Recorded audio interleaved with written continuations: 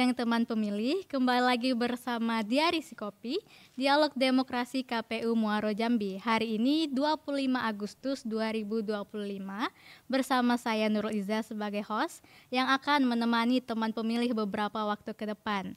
Dan tentu saja saya hari ini tidak sendiri, ditemani oleh narasumber kita Ibu Desmara Dewi selaku Ketua Divisi Sosialisasi, Pendidikan Pemilih dan Partisipasi Masyarakat. Halo Ibu, selamat siang Ibu. Halo juga Mbak Iza, selamat siang. Apa kabarnya Ibu? Alhamdulillah baik. Alhamdulillah baik ya Ibu. Sebelum kita masuk ke pembahasan hari ini ya Ibu, boleh Ibu sedikit perkenalan kepada teman pemilih yang mungkin penasaran mengenai Ibu. Iya, baik, terima kasih Mbak Iza. Assalamualaikum warahmatullahi wabarakatuh. Teman pemilih, perkenalkan nama saya Ibu Desmara Dewi, SPD. Saya anggota KPU Kabupaten Muaro Jambi selaku Kadip Sosdikli Parmas dan STM. Oke, baik Ibu. Sebelumnya saya mengucapkan terima kasih Ibu sudah meluangkan waktu untuk memberikan informasi kepada teman pemilih, di mana diskusi kita hari ini mengenai sosialisasi, pendidikan pemilih dan partisipasi masyarakat Ibu. Iya. Langsung masuk ke pembahasan ya Ibu. Iya. Boleh tahu Ibu apa sih Ibu maksud dari Sosdikli itu Ibu? Sosdikli itu sosialisasi pendidikan pemilih partisipasi masyarakat. Ya Ibu, baik. Apa ya Ibu yang menjadi bagian dari Sosdikli Parmas itu Ibu? Iya, adapun bagian-bagian dari Sosdikli Parmas itu sendiri menyelenggarakan beberapa kegiatan, yaitu seperti sosialisasi, pendidikan pemilih, partisipasi masyarakat, kemudian publikasi dan kehumasan, kampanye, dan juga kerjasama antar lembaga. Oke, kerjasama antar lembaga ya Bu. Iya. Untuk sasarannya Ibu, menjadi siapa sih Bu yang menjadi sasaran dari sosialisasi ini Bu, baik pada saat tahapan maupun non tahapan Ibu? Ya, sesuai dengan PKPU nomor 9 tahun 2022 tentang partisipasi masyarakat, pemilu dan pilkada.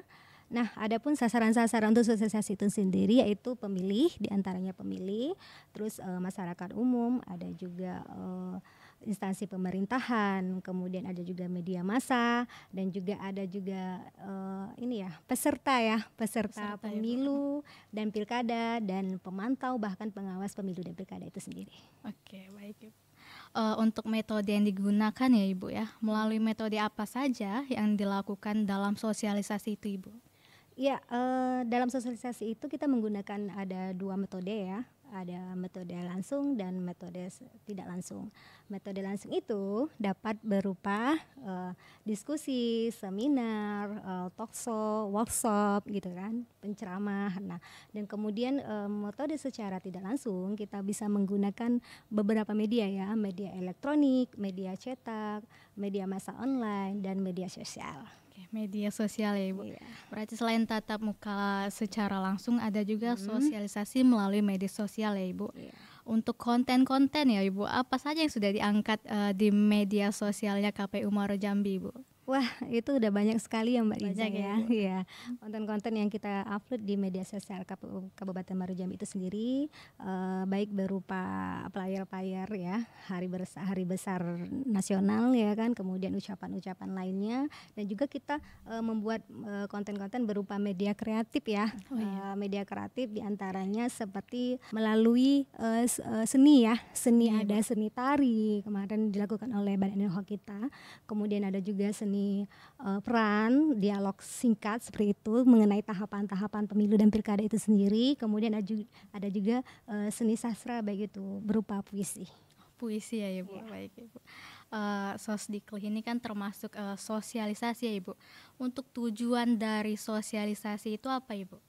Ya, tujuan sosialisasi itu sendiri ya kan, ya namanya sosialisasi itu kan menyampaikan kegiatan ya, salah satu kegiatan menyampaikan informasi, pengetahuan, pemahaman kepada seluruh masyarakat terkait tentang pemilu, pilkada ya kan, agar masyarakat sadar dan agar akan hak dan kewajibannya dalam berpartisipasi di pemilu dan pilkada tersebut. Oke, baik Ibu. Untuk seputar materinya ya Ibu, materi yang disampaikan dalam sosialisasi itu Ibu, apa saja materinya Ibu? Ya, banyak ya materi-materi yang kita sampaikan dalam sosialisasi, yaitu terkait tentang tahapan-tahapan pemilu dan pilkada itu sendiri, dan kemudian ada juga program-programnya, kemudian bagaimana teknik ya pemilu Teknis dan ya, Bu. pilkada itu sendiri, prosesnya seperti apa pemilu dan pilkada itu, kemudian bahkan kita juga memberikan ya informasi-informasi bagaimana masyarakat itu menjadi pemilih yang cerdas dan berkualitas, seperti itu. Oh, untuk tahapan kemarin ya Ibu, maupun non tahapan Mhm. yang sedang dilakukan Sosdikliparmas ini apa Ibu? Iya, banyak ya. Ya banyak ya, kita sudah melakukan berbagai sosialisasi tentunya ya kan. Dan selain sosialisasi, kita juga melakukan kampanye. Kampanye ini melalui berbagai macam, ya tentunya melalui alat peraga penyebaran ya, penyebaran alat peraga kampanye, bahan-bahan kampanye, dan bahkan kita juga melakukan debat ya ketika pilkada Debat ya, kemarin Bu. ya, debat calon bupati dan wakil bupati. Oke Ibu. Dan selain itu kita juga mengupload ya semua kegiatan-kegiatan dan tahapan-tahapan ya di media sosial tentunya. Oke.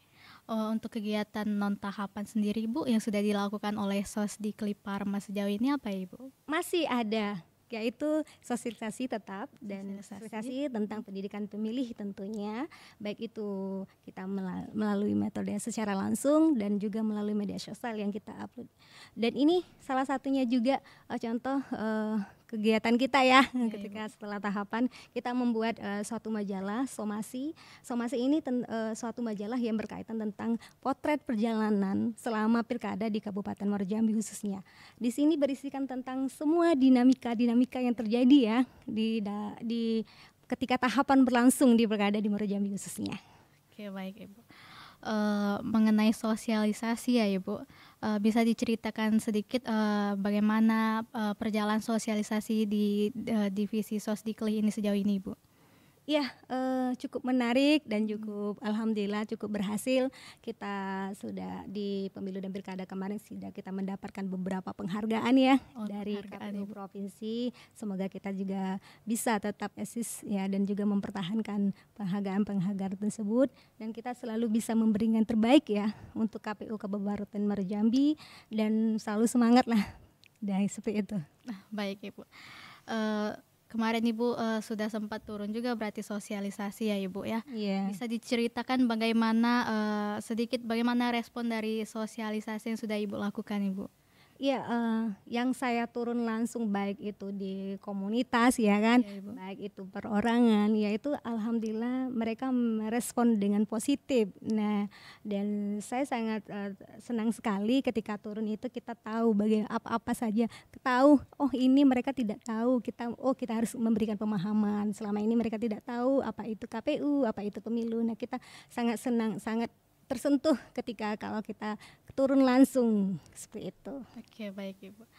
Untuk tingkat partisipasi pemilih sendiri Ibu untuk pilkada dan pemilu itu tahun 2024 kemarin, berapa tingkat partisipasi pemilihnya Ibu? Ya, untuk tingkat partisipasi pemilih di pemilu 2024 itu 82% ya, maaf, 82% di Kabupaten Muaro Jambi, dan di pilkada itu 75%. 75%. Bagaimana ya Ibu ya cara mengukur keberhasilan sosialisasi baik selama tahapan dan non tahapan itu Ibu? Ya, selama dalam proses pemilu dan pilkada itu ya, selama tahapannya tidak ada terjadi konflik ya kan, itu sudah termasuk sukses ya kan, salah satunya. Kemudian kerjasama kita dengan stakeholder cukup lancar, itu baik itu TNI maupun Polri juga baik kerjasamanya, itu juga salah satu. Kemudian yang terakhir mungkin outputnya itu tentunya di tingkat partisipasi masyarakatnya, persentasenya gitu ya.